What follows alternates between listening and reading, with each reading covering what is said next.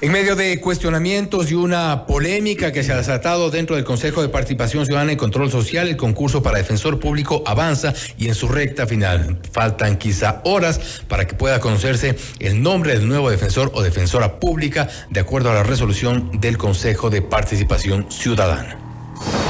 Esta es la entrevista de Fausto Yepes. Hoy con... En los estudios de FM Mundo estamos con el doctor Ricardo Morales, postulante a defensor público, para hablar sobre todo lo que ha ocurrido alrededor de este concurso. Decíamos polémico concurso por todo lo que ha ocurrido. Han pasado ya 2 años, si no me equivoco, desde que se ha designado el nuevo defensor público, y ahora que estamos prácticamente en la recta final, aparecen impugnaciones, informes jurídicos, reclamos de un lado o de otro, acusaciones también en contra de los postulantes, y esto genera sin duda preocupación. Ricardo, gracias por estar con nosotros. Bienvenido. Gracias, Fausto. Buenas noches a la ciudadanía y gracias por la invitación. Se han denunciado muchas irregularidades. Hubo un proceso de impugnación el cual no surtió un efecto, al menos el deseado, porque nos referíamos principalmente en alguna otra entrevista a los 3 mejor puntuados. Resulta que con el tiempo ya se ha probado que los 3 mejor puntuados tenían serios cuestionamientos del propio Consejo de Participación, los ha descalificado por esta falta de probidad notoria. ¿Qué pasa con el resto y entre esos usted? Gracias, Fausto. Bueno, considero que ha sido un concurso que, si bien es cierto, ha tenido algunas dificultades en su funcionamiento.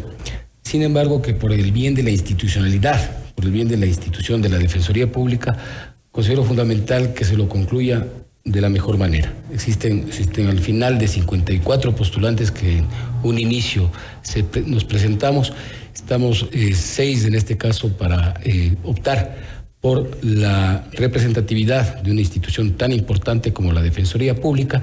En virtud de eso, pues considero que es fundamental, por el bien de la institucionalidad, concluirlo.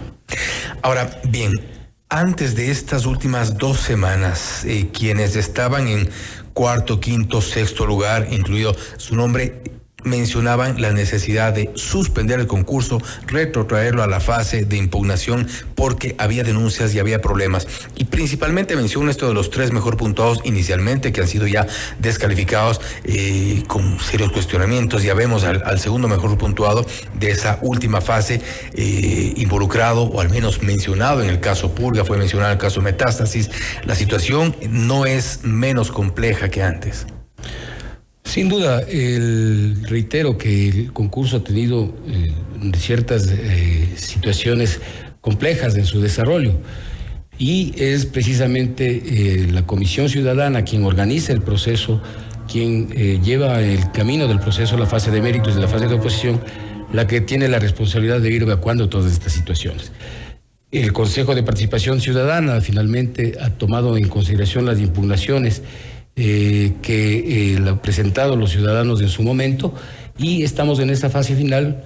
En el día de ayer fueron suspendidos o salieron del concurso 3 postulantes de acuerdo a los criterios jurídicos del Consejo de Participación Ciudadana, y ahora pues estamos 6 representantes que podemos llegar a la Defensoría Pública para precisamente cumplir con la labor que tiene la Defensoría. Esto es de velar por las garantías y los derechos de las personas más humildes que no tienen acceso a un defensor privado por su carencia de recursos económicos. En todo este proceso, evidentemente, cuando estuvieron los 3 mejor puntuados inicialmente, sus nombres se vieron expuestos de alguna forma al cuestionamiento, al escrutinio público. Ahora son los nombres de los 3 ahora mejor puntuados. Está Inés Maritza Romero, a quien la tuvimos en el estudio ayer y le consultábamos también porque ha sido señalada como con supuestos vínculos con el correísmo, se ha dicho.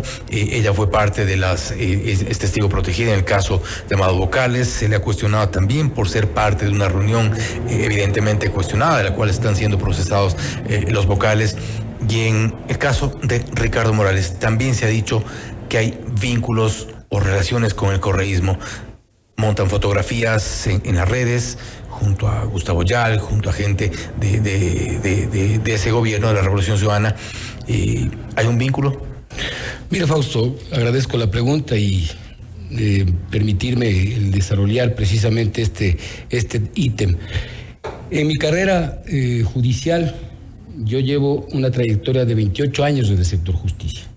Yo me inicié en el año 1996 en calidad de ayudante judicial con el doctor Gonzalo González Flores, hombre de tendencia de izquierda. Posteriormente con el doctor Carlos Riofrío Corral, de tendencia de derecha. José Vicente Troya, fui asesor, coordinador interinstitucional entre Consejo y Corte Nacional de Justicia, que todos sabemos la trayectoria de cada uno de los magistrados que estoy señalando, y del doctor Carlos Ramírez Romero, que de igual manera, hombre que estuvo de presidente de la Corte ya Nacional de Justicia y yo representé en calidad de asesor. Posteriormente, puedo tener muchísimas fotos con muchísimas personas, entre ellas el doctor Gustavo Yalt, el presidente Guillermo Lazo y muchas otras personas con las cuales he compartido trabajo, porque esa es la función de una persona que a lo largo de su trayectoria no ha tenido ni procesos investigativos en materia penal, sumarios administrativos, ni glosas en Contraloría. Es decir, la vida de Ricardo Morales Veda ha sido una vida limpia, en la cual ha formado parte de diversas instituciones, en las cuales en cada una de ellas ha mantenido acciones que reflejan el trabajo de lo que se ha hecho en cada una de ellas. Doy el ejemplo: en el Ministerio de Justicia, en la Subsecretaría de Atención Integral de las Personas privadas de libertad. Lo que era el equivalente a la Dirección de Rehabilitación Social. Anteriormente, sí. Anteriormente, así es. Creamos el modelo de gestión penitenciaria, en el cual era el tratamiento desde el ingreso hasta la salida de un privado de libertad. Para citar un ejemplo, en la Escuela de la Defensoría Pública, en el Consejo de en la Escuela de la Función Judicial, nosotros propusimos la formación de formadores, de propios jueces que tenían también la capacidad de ser docentes, formen a sus pares, formen a sus otros jueces. De igual manera, en la Defensoría Pública, en donde fui yo coordinador nacional de la Defensoría Pública y fui defensor público general, tuve la oportunidad de trabajar en la constitución de la ley orgánica de la Defensoría Pública, que no se la había creado desde el año 2008, y a su vez de separar lo que es la Escuela de la Función Judicial con la Escuela Defensorial, porque cada una de las instituciones o de los jueces, fiscales y defensores tienen una misión diferente. Entonces, hoy ya funciona. E iría más allá. Y he propuesto, en caso de yo llegar, que se cree la capacitación de los defensores públicos, pero que vaya de la mano con la capacitación de los jueces y de los fiscales, ayudantes judiciales y secretarios, en la creación del Instituto de Altos Estudios Jurídicos, que permita esto, capacitar no solo en las materias de especialidad, sino también en lo que es gerencia administrativa y ética pública. Es decir, tiene que ser un trabajo en conjunto de todas las instituciones del Estado, en particular de las del sector justicia, para sacar adelante y transformar el sector judicial. Y este cargo, por ejemplo, en el Ministerio de Justicia, ¿no implicaba una suerte de relación directa, en ese caso, con el correísmo? Y me refiero un poco a los cuestionamientos que se han hecho. De ninguna manera. Considero que el trabajo que se hizo fue un trabajo técnico, fue un trabajo operativo. El trabajo del subsecretario de Rehabilitación Social es un trabajo que demanda las 24 horas del día y los 7 días de la semana.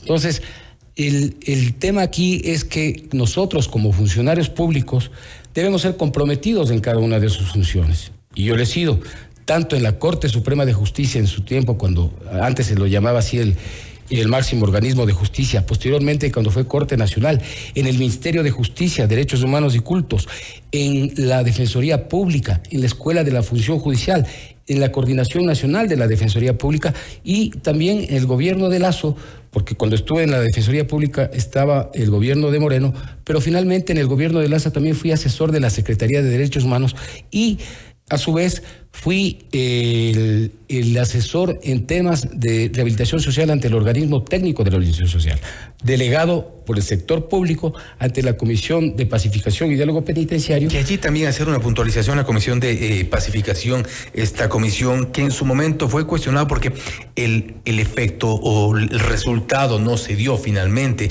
Ahí aparecía también dentro de los comisionados Claudia Garzón.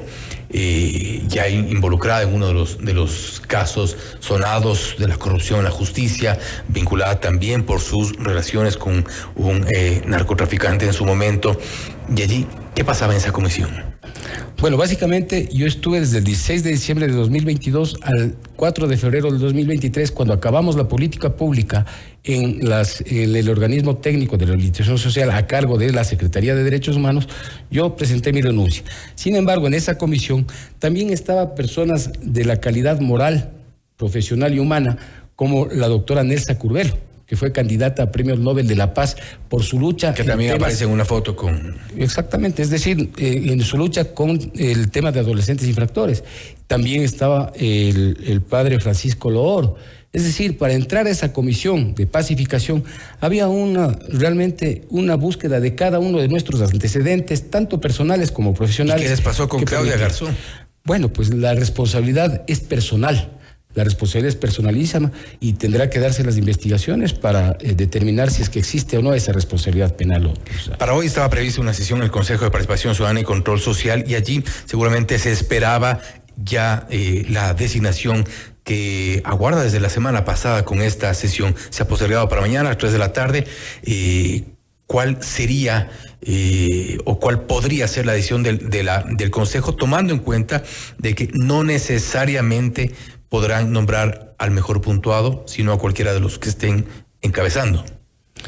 Bueno, considero que por el bien del país, el perfil del defensor público que vaya a ocupar ese cargo debe ser un perfil precisamente sin una afiliación política, que tenga la experiencia adecuada en el manejo de la Defensoría Pública, a su vez que tenga un perfil técnico, jurídico y altos valores éticos y morales de probidad y de idoneidad, con el afán principalmente de servir a los sectores de las personas más necesitadas.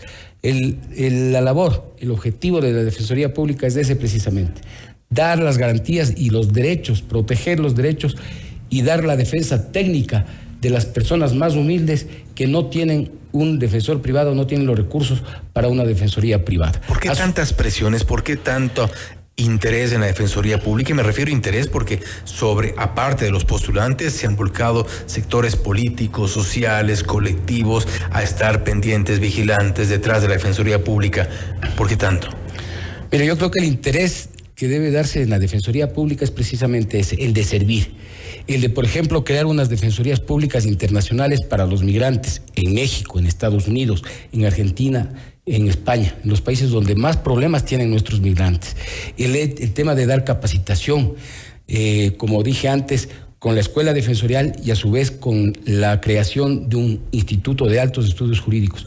La Defensoría Pública tiene un presupuesto de alrededor de $37 millones, de los cuales 33 millones... Es un presupuesto alto. Se van en sueldos, se van en remuneraciones. Entonces, en efecto, lo que realmente la Defensoría Pública o quien ejercerá ese cargo tendrá que, con $4 millones, hacer en muchas ocasiones autogestión para las necesidades de la institución, ¿no es cierto? Y bueno, perfecto, estaremos pendientes porque estamos ya a menos de 24 horas de lo que podría ser ya el conocimiento de la decisión del Consejo de Participación Ciudadana y Control Social respecto de quién sea o será el nuevo defensor o defensora pública en nuestro país. Ricardo, nuevamente, gracias por haber estado con nosotros. Gracias, Fausto, muy gentil, un saludo a la ciudadanía. Ha sido el doctor Ricardo Morales, postulante a defensor público, hablando sobre este polémico concurso que entra ya en sus horas finales. Si se conocerá en estas próximas horas, posiblemente mañana, quién será el nuevo o nueva defensora pública, lo sabremos seguramente ya una vez que se concrete esta sesión del Consejo. Esto es Notimundo Estelar, siempre bien informados. Noticias, entrevistas, análisis e información inmediata.